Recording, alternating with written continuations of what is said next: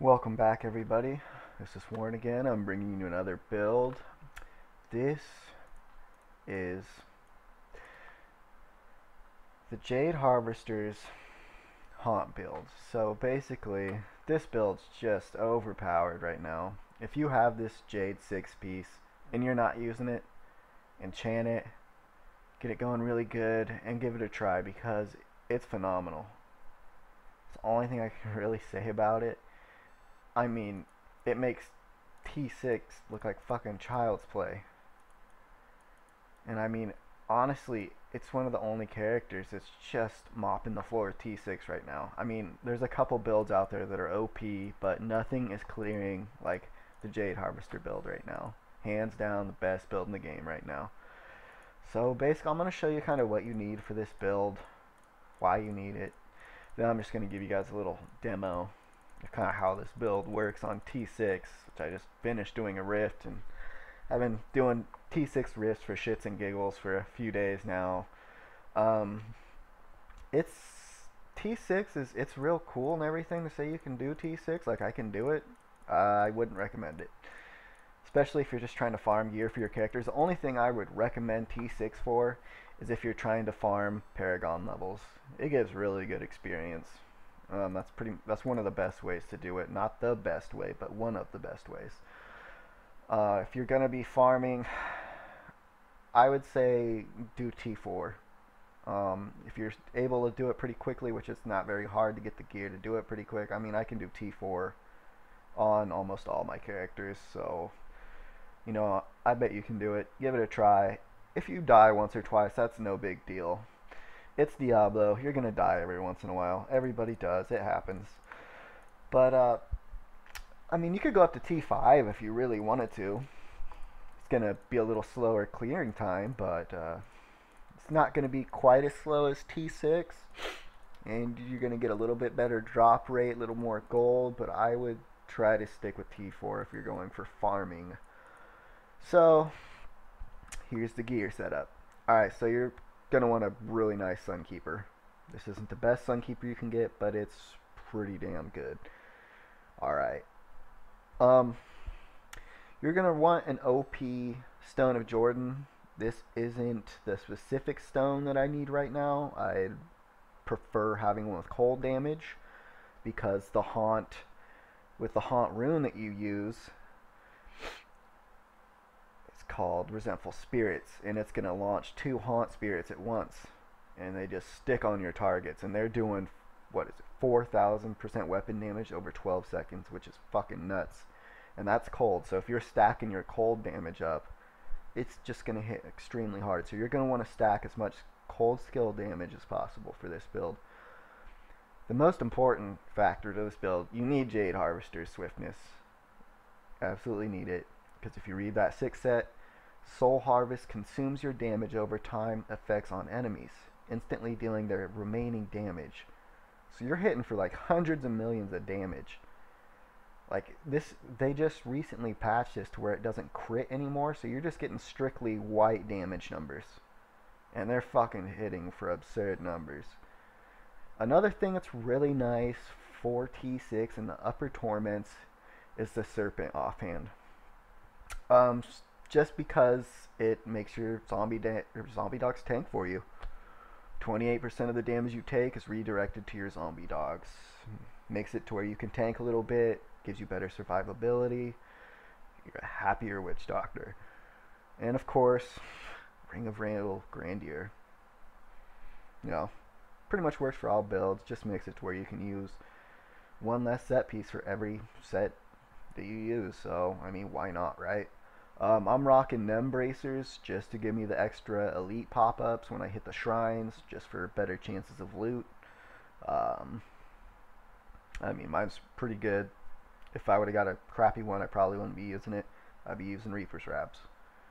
I wouldn't go with Nem Bracers until you have a good gear set up, and then rock them. Until then, use Reaper's Wraps just to keep your mana pool up. You shouldn't have too big of a problem with your mana pool with this build.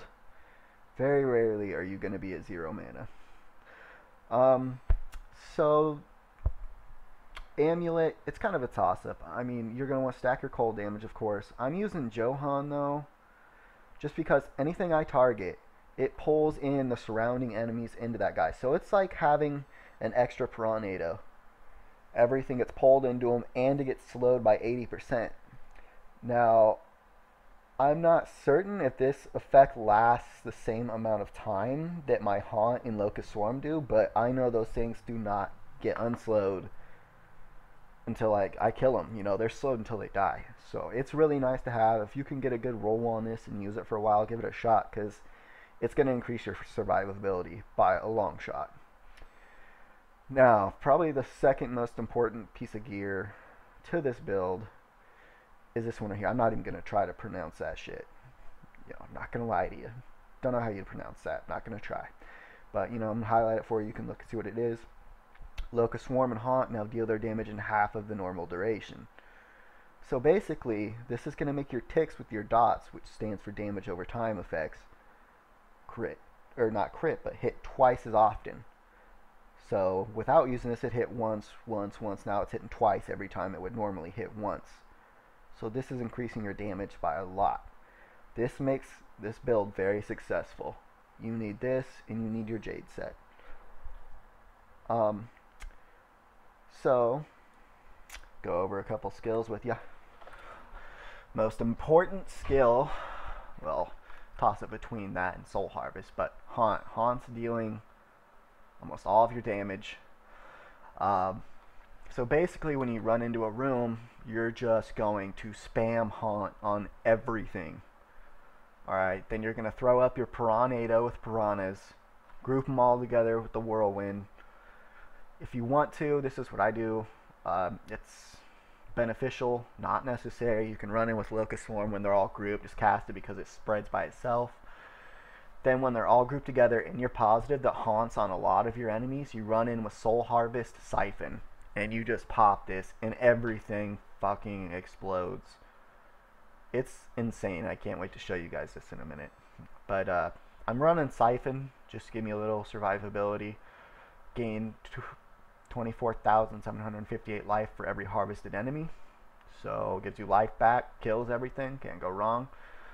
Now, one thing I forgot to add into that rotation is when you're going in to cast Soul Harvest, you're going to pop your Spirit Walk. Run right into the middle of the crowd and pop Soul Harvest, because you can just walk through everything with Spirit Walk. You get right in the middle, bam, Soul Harvest, everything's dead. Zombie dogs with Leeching Beasts gives you some life back. They're hitting for your life per hit each dog, 3 of them, so they just help keep you alive. Spirit Vessel, again, survivability. If you're about to die, this basically, it's kind of like a Spirit Walk sort of thing. You turn into a spirit and heal for 15% of your maximum life. So, you know, it's a lifesaver. Pierce the Veil just makes your build OP. Gotta have that for this build. Creeping Death, also very important for this build. This is going to make your dots last forever. This is going to make your Piranha effect, the damage amplification, last forever. So your stuff is just going to be going off, and you can just run and pop your Soul Harvest. Grave Injustice. This is pretty much just the OP passive right now. For Witch Doctors, I haven't ran any builds that didn't run this. Who can complain about 1% of maximum life and mana back, and reduce 1 second of all your cooldown skills by a second when anything dies within 20 yards. So when you're using this Soul Harvest and you kill a big crowd, it's just reviving itself over and over again. So anyways, there's the skill set. Again, you're going to use Locust Swarm with Pestilence. Forgot to mention that one. Just a nice little add-on dot. You're going to mainly be focusing on your Haunt, just to be clear.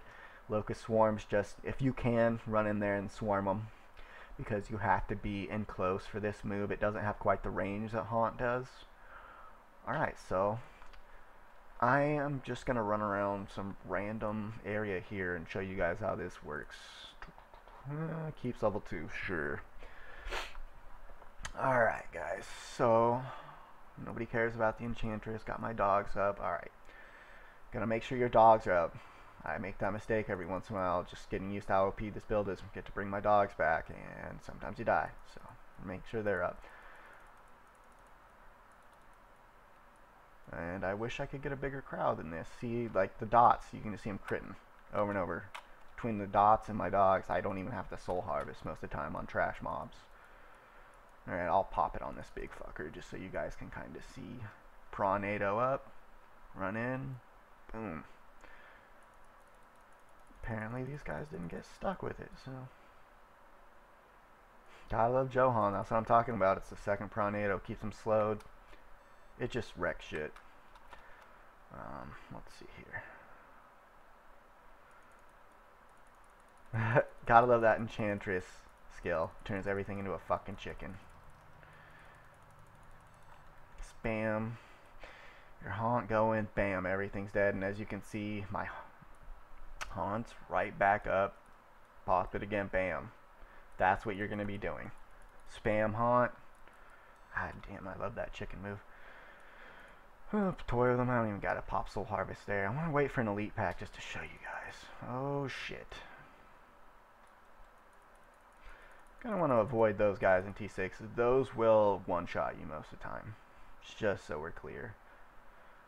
I have really good resist, armor, life, all that shit, and they hit me very hard still. Not quite one-shot me, but you know. Anyway, this is a small. Oh fuck yeah. Elites. Poppers, bam, and the elites died one shot on T6. So I'm gonna end the video there. I'm sorry this video kind of dragged on, but I just wanted to show you guys kind of how the build worked, explain everything very thoroughly.